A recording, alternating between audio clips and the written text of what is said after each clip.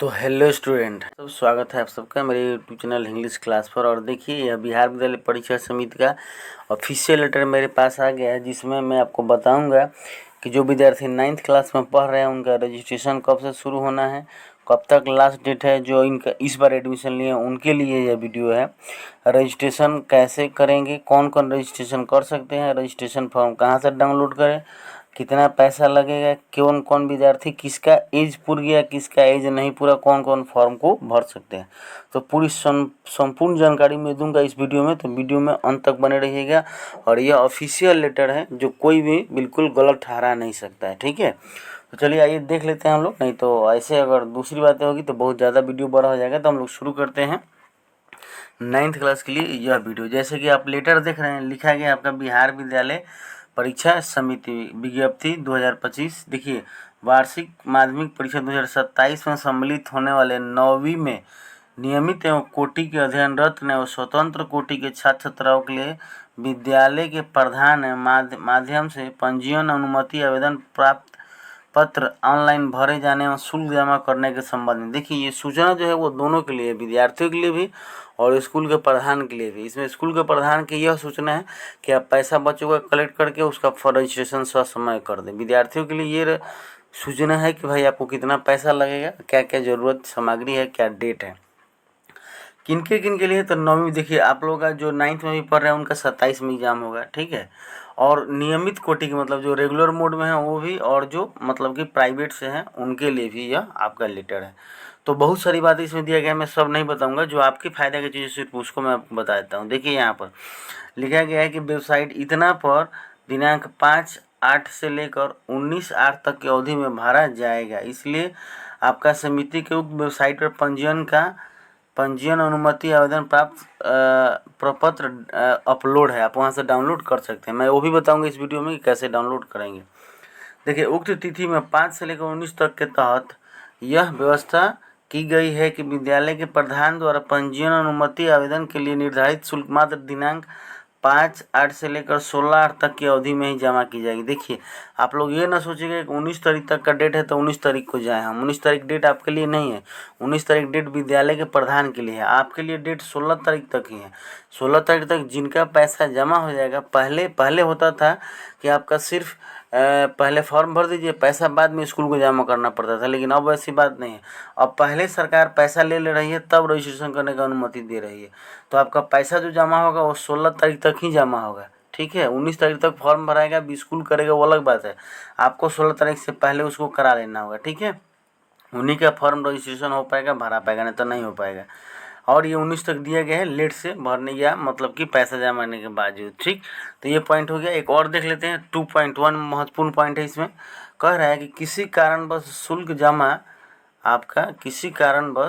शुल्क जमा करने से बावजूद किसी छात्र छात्रा का ऑनलाइन पंजीयन अनुमति आवेदन छूट गया है तो पंजीयन अनुमति आवेदन हेतु शुल्क जमा करने के लिए तिथि निर्धारित 16/8/25 के बाद अगले 3 दिन तक अर्थात 19/8/2025 तक ऑनलाइन पंजीयन अनुमति आवेदन भरा जा सकेगा, ठीक है। मतलब कि जो लेट से जाएंगे, चाहे किसी का छूट गया, पैसा नहीं जमा हुआ, उनके लिए है। तो ये 2 पॉइंट हो गया। अब हम लोग सीधे चलते हैं पॉइंट नंबर 6 पर, जो आपके लिए बहुत महत्वपूर्ण है। देखिए यहाँ पर क्या लिखा है। कह रहा है कि किसी भी परिस्थिति में ऑनलाइन पंजीयन अनुमति आवेदन भरने के दरमियान छात्र छात्रा एवं उनके माता पिता का नाम अन्य विवरणी के स्थान पर अंग्रेजी के वर्ण में ABCD, ABC या BCXY आदि 6 में बेनामी नाम डमी आंकड़े की प्रविष्टि नहीं किया जाए। मतलब कोई भी चीज़ गलत नहीं भरना है, ठीक है। जैसे मान लो किसी का आधार नंबर नहीं हुआ तो लोग 9999 लिख देते हैं। किसी का मान लो कि माता का या पिता का नाम नहीं है, चाहे कैटेगरी नहीं पाता है, तो लोग कुछ ऐसे X से Z लिख देते हैं। तो ये सब चीज़ें नहीं लिखना है। ऐसे पाए जाने पर इस तरह की पंजीयन अनुमति आवेदन को रद्द, बिल्कुल सीधे लिखा गया है कि रद्द करते हुए विद्यालय के प्रधान के विरुद्ध कठोर कार्रवाई की जाएगी। मतलब ये आपको तो करना नहीं, आप तो फॉर्म भर के दे दीजिएगा, ये स्कूल के निर्देश है, लेकिन आपको भी ध्यान रखना है कि आप जैसे फॉर्म भर के दीजिएगा वैसे स्कूल ही वैसा ही करेगा, ठीक है। देखिए, एक और जानकारी इसमें 7 नंबर है। इस बार अपार ID भी जिनका बन गया है उनका भी नंबर अपार ID का लगेगा, जिनका बन गया है, ठीक है। चलिए आगे बढ़ते हैं। अब आपको सीधे पॉइंट पर चलना है। 9.1 जो है आपके लिए, इसको हम लोग देख लेते हैं। देखिए, यह एज से संबंधित है कि कौन कौन विद्यार्थी जो है इसको फॉर्म को भर सकते हैं। देखिए क्या लिखा है इसमें। लिखा गया है आपका कि विद्यार्थी 1 मार्च 2027 को विद्यार्थी की न्यूनतम आयु 14 वर्ष होना चाहिए। मतलब 1 मार्च 2027 से आपका मैट्रिक परीक्षा होगा, उसमें अगर 14 वर्ष नहीं पूरता है, 14 वर्ष से आपका एक दिन भी कम होगा तो आप मैट्रिक की परीक्षा नहीं दे सकते हैं। तो इस हिसाब से आपका डेट ऑफ बर्थ होना चाहिए। आप मिला लीजिएगा, जोड़ लीजिएगा, ठीक है, इतना समझ लीजिएगा, क्योंकि यह नियम है। नियम का यहाँ हवाला भी दिया गया है कि इस समय से इतना यह चल रहा है, जारी हुआ है, ठीक। तो ये हो गया आपका 9.1। एक पॉइंट हम लोग और देखते हैं जो आपके लिए है, पॉइंट नंबर है 12।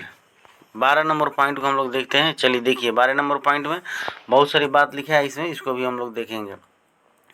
कह रहा है कि ऑनलाइन पंजीयन अनुमति आवेदन भरने के लिए यह प्रावधान किया गया है कि विद्यालय प्रधान के द्वारा जितने छात्र छात्राओं का पंजीयन अनुमति आवेदन भरा जाएगा उतने विद्यार्थियों की संख्या के आधार पर निर्धारित शुल्क उनके द्वारा प्रथम जमा किया जाएगा। इसके उपरांत ही पंजीयन अनुमति आवेदन स्वीकार किए जाएंगे। देखिए ये दोनों के लिए इम्पोर्टेंट न्यूज है। कह रहा है कि जिसका पैसा जमा होगा, पहले प्रथमा का मतलब पहले जमा होगा, उसके उपरांत ही पंजीयन की अनुमति आवेदन स्वीकार किए जाएंगे, तभी आपका रजिस्ट्रेशन होगा। पैसा जमा नहीं होगा स्कूल के प्रधान के द्वारा तो समझिए कि आपका नहीं भराएगा। तो ये था 12 नंबर में महत्वपूर्ण जानकारी। और कुछ देख लेते हैं। अब एक पॉइंट है आपके लिए 18 नंबर। इसमें देख लीजिए फी का भी जानकारी दे दिया गया है कि किनको कितना फीस लगेगा। नियमित कोटि के मतलब जो रेगुलर से पढ़ रहे हैं उनका 350 रुपया, और स्वतंत्र कोटि के जो है उनका 450 रुपया निर्धारित शुल्क है बिहार विद्यालय परीक्षा समिति का। लेकिन इसमें ये होता है कि कहीं कहीं विद्यालय में विद्यालय के इंफ्रास्ट्रक्चर के हिसाब से या विद्यालय के डेवलपमेंट के हिसाब से कुछ शुल्क अधिक लग सकता है। जैसे वित्त रहित कॉलेज हो गया, स्कूल हो गया, ठीक है, प्राइवेट कोई संस्थान हो गया, तो उसमें अधिक कम बेश सुविधा अनुसार लग सकता है विद्यालय के आपका हेड के द्वारा, चाहे विद्यालय के सिस्टम के द्वारा, ठीक है, लेकिन इससे कम नहीं लगेगा। चलिए तो ये भी पॉइंट हो गया। हम लोग 18 नंबर पॉइंट आपको देख लेते हैं जो आपके लिए बहुत महत्वपूर्ण है। 18 नंबर पॉइंट ये लेटर मैं आपको दे दूंगा, लिंक में डाल दूंगा, आप वहाँ से डाउनलोड करके देखते रहिएगा, पढ़ते रहिएगा ठीक से आपको, ठीक। चलिए देख लेते हैं हम लोग। ये दिया गया है आपका पॉइंट नंबर 18। 18 आप नीचे चला गया। देखिए 18 नंबर में बताया है कि कितने स्टेप में आपका जो है रजिस्ट्रेशन होगा। तो कुल 6 स्टेप में जो है आपका रजिस्ट्रेशन की प्रक्रिया है। तो ये आपको नहीं करना है, ये विद्यालय के प्रधान के द्वारा। देखिए करेक्ट, पहले लॉगिन करेंगे, उसके बाद पहले पेमेंट करेंगे, तब पेमेंट व्यू करेंगे, देखेंगे कि आपका हुआ कि नहीं, तब विद्यार्थी को जोड़ेंगे, तब उसका फॉर्म भराएगा, तब रजिस्ट्रेशन डिटेल ओके होगा। इतना काम होगा, बहुत आसान काम नहीं है। तो ये 18 नंबर हो गया।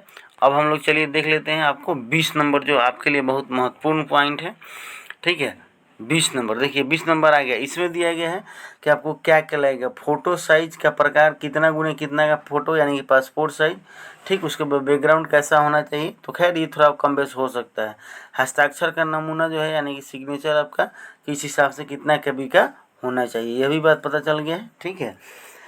तो ये बात आपको आवश्यक है। तो इतनी जानकारियाँ थी। अब इस मतलब कि लेटर को मैं डिस्क्रिप्शन में लिंक दे दूंगा, वहाँ से डाउनलोड करके डिटेल में पढ़ लीजिएगा। बस ये जानिए कि रजिस्ट्रेशन का आपका डेट आ गया है, रजिस्ट्रेशन कराना है समय से पहले, ठीक है। तो बहुत अच्छा होगा। और मैं इसमें आपको यह भी अगले वीडियो में बताऊँगा कि फॉर्म को कैसे हम लोग डाउनलोड करेंगे, ठीक है। Thank you.